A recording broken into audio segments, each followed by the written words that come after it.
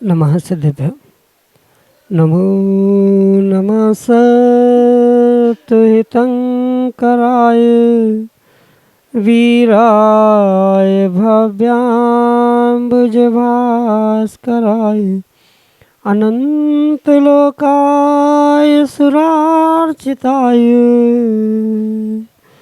देवादिदेवाय नमो जिनाय देवादिदेवाय नमो जिनाय। पंच परमेष्टि भगवान की जय। परम पूज्य आचार्य भगवंत गुरुवर विशुद्ध सागर जी मुनि महाराज जी की जय। परम पूज्य मुनि श्री सुप्रभ सागर जी महाराज जी की जय। शाश्वत तीर्थराज समेत शिखर जी की जय। जिन्होंने अपने मन को निर्विकल्प बना करके और पूर्ण निर्विकल्प रूप शाश्वत सुख को प्राप्त कर लिया है, ऐसे सिद्ध भगवंतों की वंदना करने के लिए चल पड़े हैं भावी सिद्ध। और वह भी आपको भी अपने मन को निर्विकल्पता का मार्ग प्रदान करने वाले हैं, क्योंकि परम पूज्य आचार्य भगवंत गुरुवर विशुद्ध सागर जी महाराज के मंगल सुभाषित से परम पूज्य मुनि श्री सुप्रभ सागर जी महाराज ने हमें मन की निर्विकल्पता के लिए एक सम्यक समाधान रूपी अनूठी विधा प्रदान की है। और वही सम्यक समाधान हमारे मन को निर्विकल्प बना करके हमारे अंतरंग में एक अनूठी सुख शांति की अनुभूति कराने वाला होता है, क्योंकि जहाँ पर विकल्प है वहाँ पर दुख है, और जहाँ निर्विकल्पता है वही शाश्वत सुख का मार्ग है। ऐसे आत्मकल्याण की अनूठी विधा आप भी जुड़ सकते हैं और अपना समीचीन विकल्प भेज करके परम पूज्य मुनि श्री सुप्रभ सागर जी महाराज से उसका आगम के परिप्रेक्ष्य में सम्यक समाधान प्राप्त कर सकते हैं। प्रारंभ करते हैं आज का सम्यक समाधान। और आज के पहले विकल्प के लिए डॉक्टर मगन जैन, श्रीमती चंदा जैन, आष्टा मध्य प्रदेश से महाराज श्री के श्री चरणों में कोटि कोटि नमोस्तु निवेदित करते हुए अपना समीचीन प्रश्न रख रहे हैं कि महाराज जी, गव्युति किसे कहते हैं?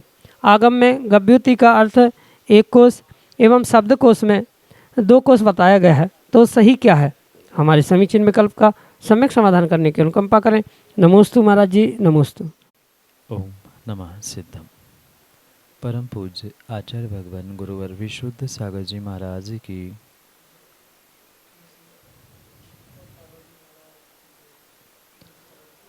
गव्युति एक प्रमाण है जो कुछ विशेष संख्या के संख्यामान का प्रतीक रूप स्वीकार किया जाता है। आगम प्रमाणों से ये स्पष्ट समझना होगा कि एक कोश से 3 कोश तक जो संख्यामान होता है उसके मध्य में जो भी प्रमाण स्वीकार किया जाता है उसे सामान्य रूप से गव्युति की संज्ञा प्रदान की जाती। और इसी प्रकार से चाहे आप कहीं कोश में या कहीं अन्यत्र उसका इसके मध्य का कोई भी प्रमाण प्राप्त हो रहा हो, वह गव्युति का ही अर्थ समझना होगा, क्योंकि एक स्थूल रूप से ये पूर्ण जो मध्य का स्थान कह दे या मध्य का जो अंतर है उसे ही गव्युति के नाम से स्वीकार किया जाता है।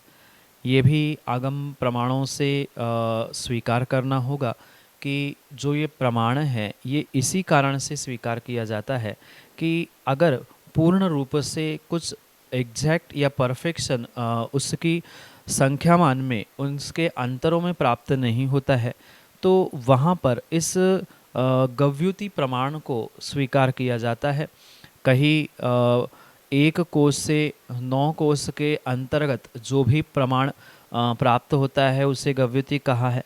तो अनेक प्रमाणों से हमें इसका निर्णय करना होगा, पर सामान्य रूप से ये समझे ये कोई परफेक्ट प्रमाण नहीं है कि बिल्कुल इतने योजन का इतना किलोमीटर का इतना कोस या योजन जो कहा जाता है, ऐसा कोई एग्जैक्ट प्रमाण नहीं है। ये एक मध्य का प्रमाण कहा जाता है कि यहाँ से यहाँ तक का जो भी आंकड़ा स्वीकार किया जाता है उसे गव्युति के रूप में ही स्वीकार किया जा सकता है। इसलिए ये विकल्प ना किया जाए कि यहाँ 1 लिखा है, वहाँ 2 लिखा है, कहीं 3 लिखा है, कहीं 2.5 लिखा है। तो ये सभी प्रमाण गव्युति के रूप में ही स्वीकार किए जाते हैं, क्योंकि वह एग्जैक्ट प्रमाण नहीं है, अपितु दो एंड के बीच का यानी दो अंत के मध्य का जो भी कोश का प्रमाण प्राप्त होता है उसे सामान्य रूप से गव्युति कहा है। यही आपके लिए सम्यक समाधान। जयंत जैन किले अंदर विदिशा मध्य प्रदेश से अगले समीचीन विकल्प के लिए हमारे सामने है। नमोस्तु भगवान। मुनित्रय के चरणों में मेरा बारंबार नमोस्तु।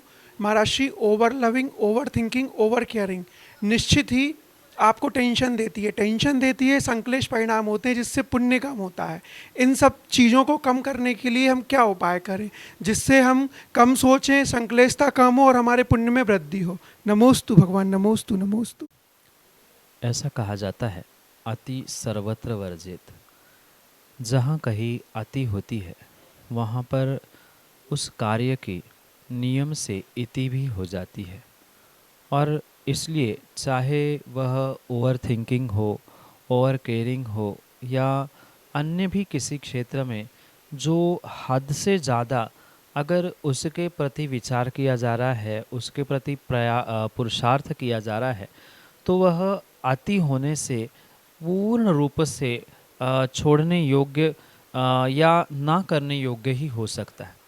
कहने का तात्पर्य ये है कि जो ये ओवर थिंकिंग आदि के निमित्त से जीव संक्लेशता को प्राप्त करता है, वह जितनी जितनी संक्लेशता बढ़ेगी उतना उतना ही वह अपने पुण्य का क्षय करते हुए, पुण्य का नाश करते हुए देखने में आता है। इसलिए इन क्रियाओं से बचने का पुरुषार्थ व्यक्ति को स्वयं के विवेक से, स्वयं के बुद्धि से ही करने की आवश्यकता है, क्योंकि ये किसी दूसरे के कहने से नहीं ठीक हो सकता।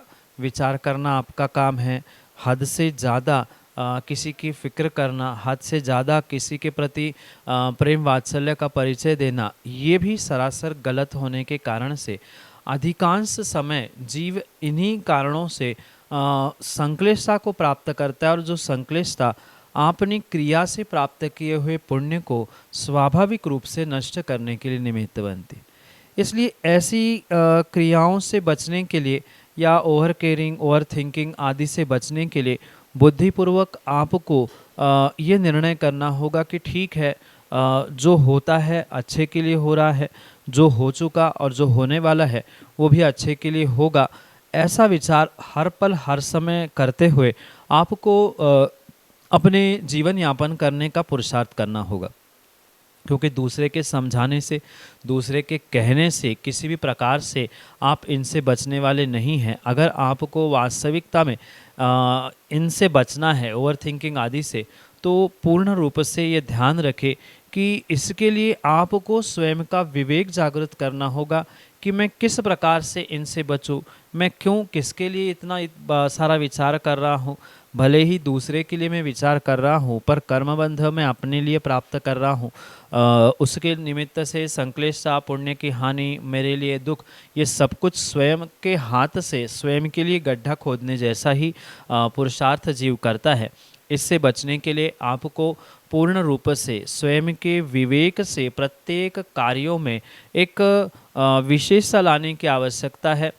जो हुआ अच्छे के लिए हुआ, ये सोचते हुए आगे भी जो होने वाला है वो मेरे लिए अच्छा ही होगा। मैंने दूसरे के लिए अच्छा कभी बुरा नहीं सोचा, इसलिए मैं अपने जीवन में भी बुरा नहीं चाहता हूँ। ऐसा सतत विचार और ऐसी भावना भाने से ही कुछ हद तक आप संक्लिष्टता से बच सकते हैं। और ये भी ध्यान रखें कि संक्लिष्टता से बचने के लिए आप अनेक प्रकार का पुरुषार्थ शुभ क्रियाओं में उलझने रूप कर सकते हैं। जैसे अपने मन को, अपने विचारों को शुभ चिंतन देने का प्रयास करें। जितना शुभ चिंतन देंगे उतनी हमारी किसी एक विषय में जो ओवर थिंकिंग चल रही थी, जो आपको चिंता, डिप्रेशन और कई लोगों के लिए सुसाइड तक पहुंचाने के लिए निमित्त बनती है, उसके लिए बुद्धिपूर्वक आप अपने मन को पुनः पुनः विषय परिवर्तित करने का प्रयास करें, और जितना विषयों में परिवर्तन होगा उतनी उतनी ही आपकी तज्जन्य ओवर थिंकिंग, ओवर केयरिंग आदि जो संक्लिष्टता है वह नष्ट होने की संभावना है।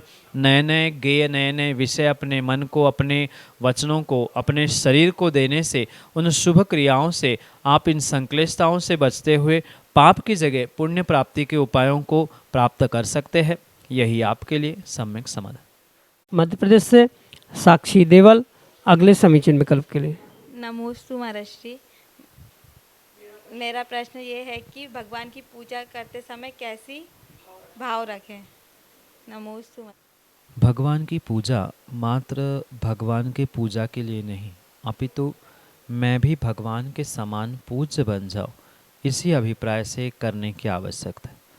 बहुत सारे लोग भगवान की पूजा मात्र भगवान को खुश करने के लिए करते हैं। कुछ एक लोग भगवान के प्रक्षाल अभिषेक भी भगवान की प्रतिमा की धूल साफ करने के लिए करते हैं, पर ये भूल व्यक्ति को सुधारने की आवश्यकता है। भगवान के प्रतिमा की धूल साफ करने के लिए अभिषेक नहीं, अपितु हमारे कर्म धूल को मैं साफ करूं, इसी अभिप्राय से भगवान का अभिषेक, मैं भी भगवान जैसा कभी पूज्य बन जाऊं, इसी अभिप्राय से भगवान की पूजा आदि करने की आवश्यकता है। तो ही इसके निमित्त से विशेष कर्मों के निर्जरा और जीव पुण्य को प्राप्त कर सकता है। अन्य किसी भी प्रकार से जो उन पूजा अभिषेक का फल कहा है वह श्रावक प्राप्त नहीं कर सकता, क्योंकि जो भाव वहाँ आवश्यक है, जैसे पूजा करते समय उन भगवंतों की, गुरुओं की महानता को पहचानते हुए कि मैं उनके गुणों को कब प्राप्त करूं, आप इतने महान बने हो तो आपकी महानता के लिए मैं किस प्रकार से प्रयासरत हो पाऊं, ऐसा विचार करते हुए उस पूजा की एक एक पंक्ति, एक एक लाइन का चिंतन करते हुए, मनन करते हुए ही आपको द्रव्य आदि समर्पित करने की आवश्यकता है।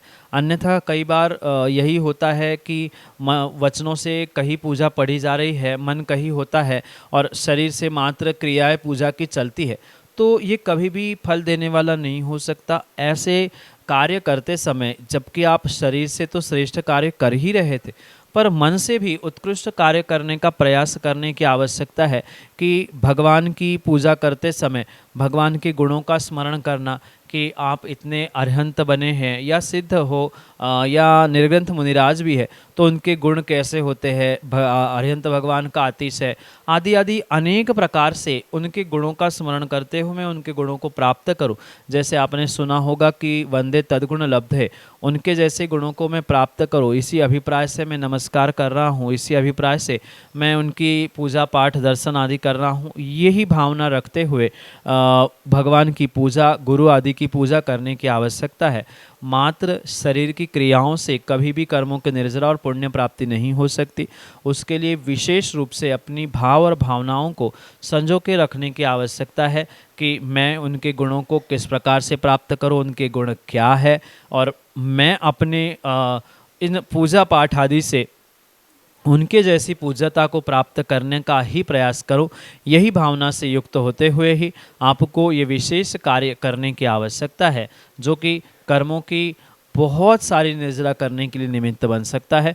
पर भावों से रहित होकर अगर पुरुषार्थ किया है, पूजा पाठ किया है, तो कभी भी फलीभूत नहीं होता। इसलिए भगवान के गुणों को प्राप्त करो, उनके गुणों के बारे में चिंतन करते हुए पूजा के पंक्तियों का अर्थ दिलो दिमाग में गुंजायमान करते हुए ही आपको विशुद्ध भावों से, साथ संक्लेशता से रहित होकर भगवान अरिहंत आदि की पूजा करने की आवश्यकता है। यही आपके लिए सम्यक समाधान। अरिहंत विहार विदिशा मध्य प्रदेश से रोहित जैन अगले समीचीन विकल्प के साथ हमारे सामने। आचार्य विश्व सागर जी महाराज की जय।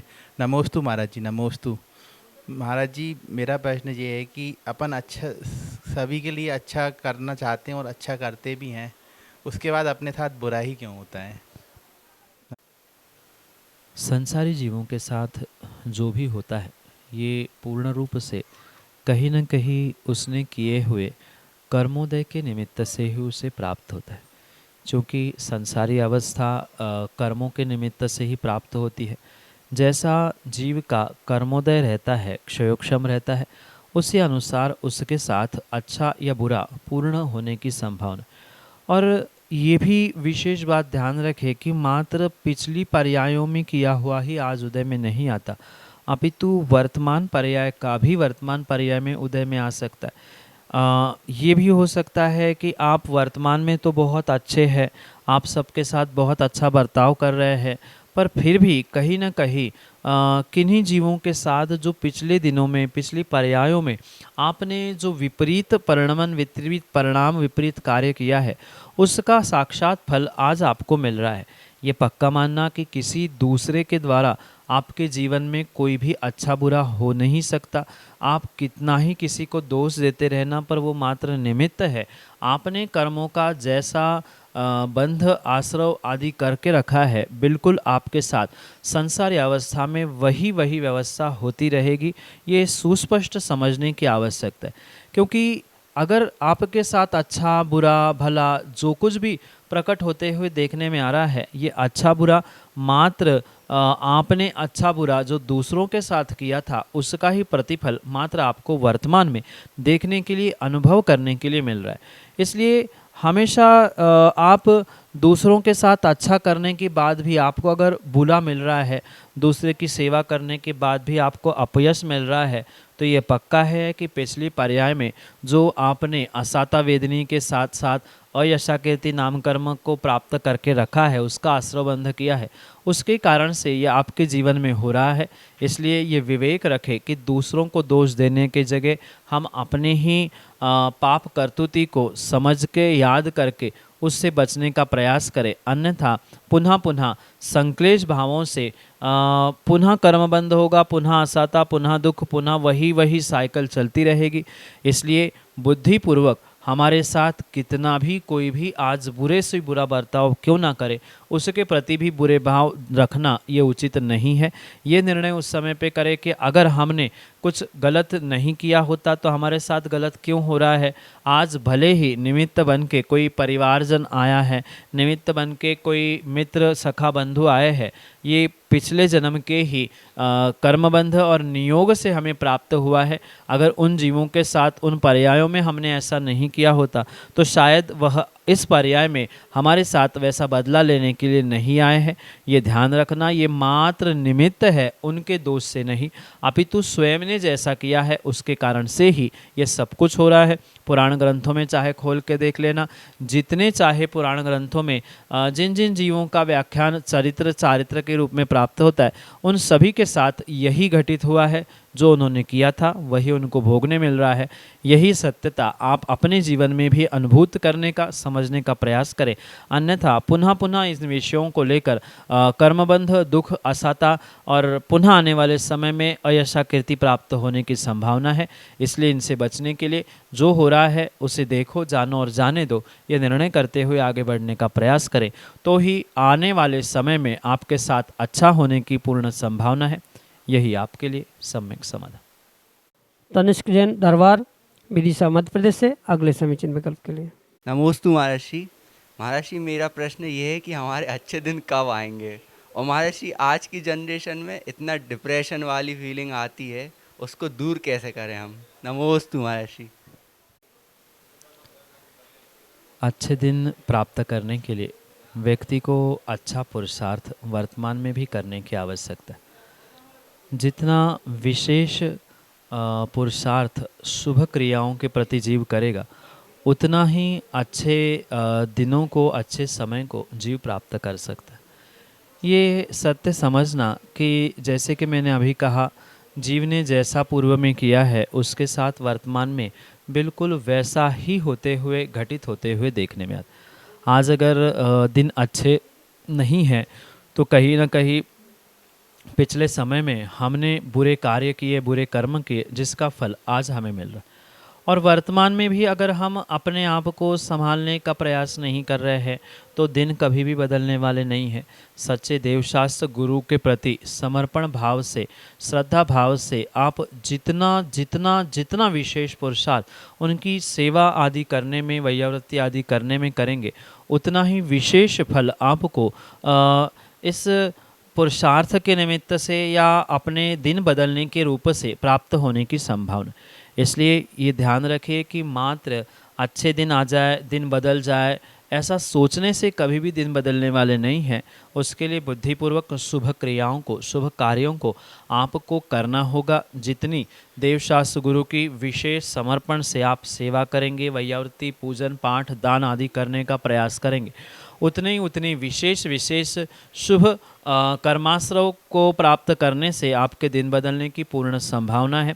साथ में जो नकारात्मकता जीवन में प्राप्त होती है उसके बारे में भी यही समझना कि नकारात्मकता मात्र संक्लेश परिणामों से या संक्लेश परिणाम मात्र नकारात्मकता से ही प्राप्त होते हैं। दोनों स्थितियाँ एक दूसरे के लिए बिल्कुल पूरक होने से बुद्धिपूर्वक हम अपने पुण्यवर्धन का पुरुषार्थ करें। जितना आपका पुण्य बढ़ेगा, जितने दिन बदलते जाएंगे, उतनी ही आपकी नकारात्मकता, संक्लेशता, पाप कर्म दूर होने की संभावना है।